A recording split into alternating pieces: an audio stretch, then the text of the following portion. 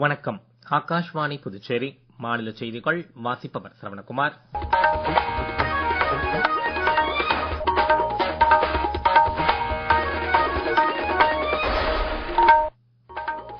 தலைப்புச் செய்திகள். பிரதமர் நரேந்திர மோடி வரும் புதன்கிழமை முதல் Ghana, Trinidad Tobago, Argentina, Brazil, Namibia ஆகிய 5 நாடுகளுக்கு பயணம் மேற்கொள்கிறார். டிஜிட்டல் இந்தியா முன்முயற்சிகளால் சராசரி இந்தியரின் சுய மதிப்பீடும் இந்தியாவை பற்றிய உலகின் பார்வை மாறியிருப்பதாக மத்திய இணையமைச்சர் டாக்டர் ஜிதேந்திர சிங் கூறியுள்ளார். உழவர்கரை நகராட்சி பகுதியில் நிறைவேற்றி முடிக்கப்பட்டுள்ள பல்வேறு வளத்திட்டங்களை துணைநிலை ஆளுநர், முதலமைச்சர் ஆகியோர் இன்று மக்கள் பயன்பாட்டிற்கு அர்ப்பணித்து வைத்தனர். கல்வித்துறையின் புதிய பகுப்பாய்வு இணையதளத்தை முதலமைச்சர் ரங்கசாமி இன்று தொடக்கி வைத்தார். இனி விரிவான செய்திகள். பிரதமர் நரேந்திர மோடி வரும் புதன்கிழமை முதல் Ghana, Trinidad Tobago, Argentina, Brazil, Namibia ஆகிய 5 நாடுகளுக்கு பயணம் மேற்கொள்கிறார். வெளியுறவு அமைச்சகத்தின் பொருளாதார உறவுகள் துறை செயலர் திரு தம்மு ரவி இன்று புதுடெல்லியில் சிறப்பு செய்தியாளர் கூட்டம் ஒன்றில் இதை தெரிவித்தார். 5 நாடுகள் பயணத்தின் முதல் கட்டமாக பிரதமர் வரும் 2 மற்றும் 3 ஆகிய தேதிகளில் கானா செல்ல இருப்பதாகவும், கானாவில் அந்நாட்டு அதிபரை பிரதமர் சந்தித்து பொருளாதாரம், எரிசக்தி, பாதுகாப்பு உள்ளிட்ட துறைகளில் இருதரப்பு உறவுகளை மறு ஆய்வு செய்வார் என்றும் அவர் கூறினார். பிரதமர் திரு நரேந்திர மோடி கானாவிற்கு இருதரப்பு பயணம் மேற்கொள்வது இதுவே முதன்முறை என்பது குறிப்பிடத்தக்கது. இந்தியாவின் எஃகு துறை புதுமையாக்கம் மற்றும் கொள்கை ரீதியிலான ஊக்குவிப்பு மூலம் உலகின் முன்னணி நிலைக்கு உயர்ந்து வருவது குறித்து மத்திய கனரக தொழில்துறை அமைச்சர் திரு எச் டி குமாரசாமி எழுதியுள்ள கட்டுரை ஒன்றை பிரதமர் திரு நரேந்திர மோடி சமூக ஊடகத்தில் பகிர்ந்து கொண்டுள்ளார்.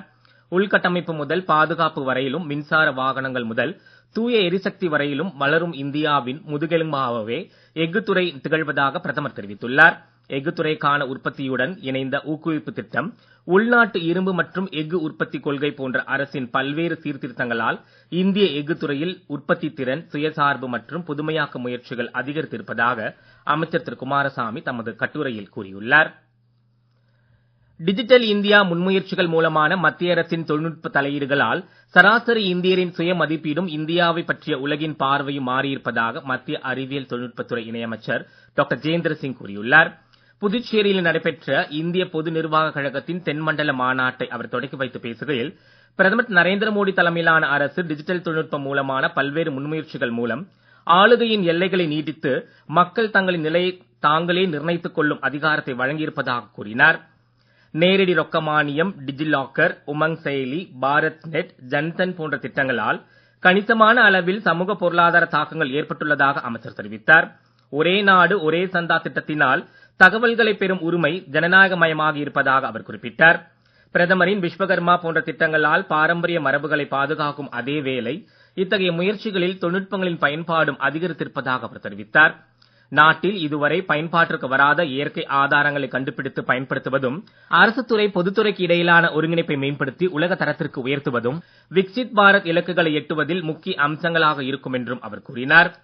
மத்திய அமைச்சர் டாக்டர் ஜிதேந்திர சிங் உரையிலிருந்து ஒரு பகுதி.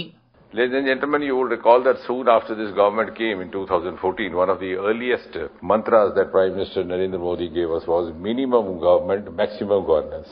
And within a year or so, he also formally launched Digital India Initiative. It was ensuring maximum governance and governance reforms through digital means, through technology options.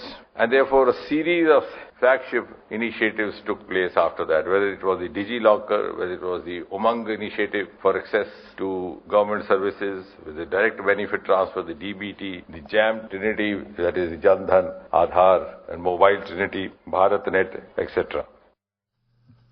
Puducherry பல்கலைக்கழக மாநாட்டு கூடத்தில் நடைபெற்ற இவ்விழாவின் போது பல்கலைக்கழக ஆளுகை மன்றத்தையும் அமைச்சர் தொடக்கி வைத்து இந்தியாவில் டிஜிட்டல் ஆளுகை என்னும் நூலையும் வெளியிட்டார்.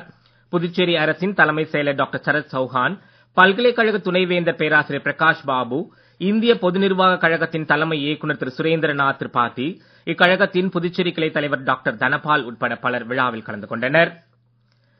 மத்திய அறிவியல் தொழில்நுட்பத்துறை இணையமைச்சர் டாக்டர் ஜிதேந்திர சிங் இன்று புதுச்சேரி ராஜ்நிவாசில் துணைநிலை ஆளுநர் திரு கைலாஷ்நாதனை சந்தித்து புதுச்சேரியில் கடல் அரிப்பை தடுக்கும் வகையில் கடலோர தூய்மை மற்றும் கடலோர பகுதி மேலாண்மைக்கான நிரந்தர அமைப்பு ஒன்றை உருவாக்குவது குறித்தும், ஆழ்கடல் இயக்கத்தின் கீழ் ஆழ்கடல் மீன்பிடிப்பை ஊக்குவிப்பது குறித்தும் விவாதித்தார்.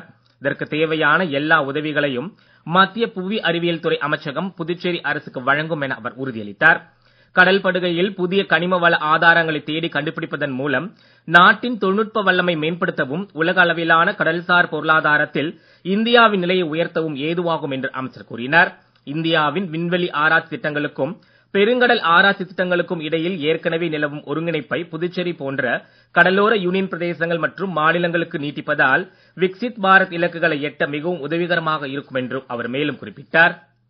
நீங்கள் கேட்டுக்கொண்டிருப்பது மாநில செய்திகள். நேயர்கள் ஆகாஷ்வாணி செய்திகளை உடனுக்குடன் தெரிந்து கொள்ள எமது புதுச்சேரி மண்டல செய்தி பிரிவின் சமூக ஊடகங்களான @airnews_புதுவை என்ற எக்ஸ் பக்கத்தையும், all India radio news Puducherry என்ற Facebook பக்கத்தையும், @RNU புதுச்சேரி என்ற யூடியூப் சேனலையும் அணுகலாம்.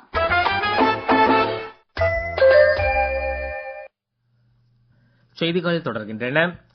நகரங்களில் புதுமையாக்கம், ஒருங்கிணைப்பு மற்றும் நீடித்த வளர்ச்சிக்கான முதலீடுகளை அதிகரிக்கும் வகையில் ஸ்மார்ட் சிட்டி திட்டத்தின் கீழ் ஒரு பகுதியாக மத்திய அரசு செயல்படுத்தி வரும் சிட்டிஸ் திட்டத்தின் கீழ் உழவர்கரை நகராட்சி உட்பட்ட பல்வேறு இடங்களில் மொத்தம் 18.49 கோடி ரூபாய் செலவில் நிறைவேற்றி முடிக்கப்பட்டுள்ள வளர்ச்சித் திட்டங்களை இன்று துணைநிலை ஆளுநர் திரு கைலாஷ்நாதன், முதலமைச்சர் திரு ரங்கசாமி ஆகியோர் மக்கள் பயன்பாட்டிற்கு அர்ப்பணித்து வைத்தனர்.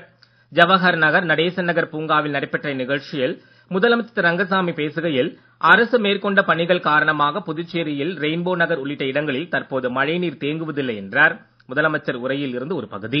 வீடு அற்றவர்களுக்கு இந்த சிட்டிஸ் வீடு கட்டியிருக்கோம், மற்ற இடத்துல லாம்பேர் நகர்ல வீடு கட்டிருக்க முடியல. மொத்த ஒரு 250 வீடு, குமரூர் வளத்துல ஒரு 84 வீடு, அது மாதிரி நிறைய கட்டிடுவோம். வீடு அற்றவர்களுக்கு, வீதியில படுத்துட்டு உறங்குறவங்களுக்கு இந்த கணக்கெல்லாம் எடுத்து வச்சிருக்கோம். அவர்களுக்கெல்லாம் அந்த வீடுகள் விரைவில் கொடுக்கப்படும். அதே மாதிரி மனைப்பட்டா வழங்குவது கிராமத்துல நிலம் கையில் சொல்லப்பட்டு தாழ்த்தப்பட்ட மக்களுக்கு மனைப்பட்டா வழங்க கொடுத்து அவர்களுக்கும் அடுக்குமாடி வீடு கட்டி கொடுக்கலாமா, அது மாதிரி முடிவெடுத்து வீடு கட்டுற பணி சொல்லணும். புதுச்சேரியை பொறுத்தவரை எல்லாமே கல்வீடு தான், மெத்த ஓட்டன வீடாக தான் இருக்கும். அது மாதிரி கொண்டு வருகிற மாதிரி தான் திட்டம் அவ்வளவு நிதி ஒதுக்கி கொடுக்கப்பட்டிருக்கு. ஏற்கனவே நம்ம கல்வீடு கட்டுறதுல 90% நம்ம நிறைவு செய்திருப்போம்.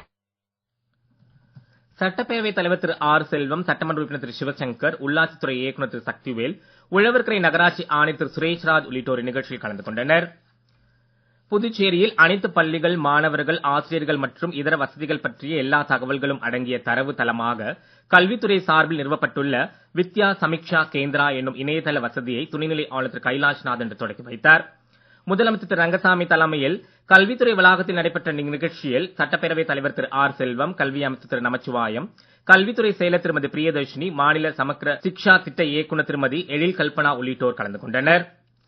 தேசிய கல்விக் கொள்கை அடிப்படையில் உருவாக்கப்பட்டுள்ள வித்யா சமீக்ஷா கேந்திரா பகுப்பாய்வு தளத்தினால் மாணவர் வருகை, ஆசிரியர் செயல்திறன் உட்பட பள்ளிகளின் பல்வேறு செயல்பாடுகளை நேரடியாக கண்காணிக்கவும், ஆதாரப்பூர்வமான முடிவுகளை மேற்கொள்ளவும், கல்வி கட்டமைப்பில் வெளிப்படைத்தன்மை மற்றும் பொறுப்புணர்வு அதிகரிக்கவும் ஏதுவாகும் என அரசு செய்திக்குறிப்பு ஒன்றில் தெரிவிக்கப்பட்டுள்ளது. புதுச்சேரி அரசின் வேளாண் மற்றும் விவசாயிகள் நலத்துறை விவசாயிகளுக்கான ஆன்லைன் சேவைகளை வெளிப்படையான முறையில் செயல்படுத்தியும், செயல்பாடுகளில் பல்வேறு கட்டுப்பாடுகளை புகுத்தியும் இந்திய தர நிர்ணய அமைவனத்தின் ISO லஞ்ச எதிர்ப்பு மேலாண்மை சான்றிதழ் பெற்றுள்ளது. வேளாண் துறை செயலர் திரு நெடுஞ்செழியன் இன்று முதலமைச்சர் ரங்கசாமியை அவரது அலுவலகத்தில் சந்தித்து இந்த ISO உரிமத்தை வழங்கினார். நாட்டிலேயே ISO லஞ்ச எதிர்ப்பு மேலாண்மை அமைப்பாக உரிமம் பெற்றுள்ள முதலாவது அரசு துறை புதுச்சேரி அரசின் வேளாண் துறைதான் என்பதும் குறிப்பிடத்தக்கது.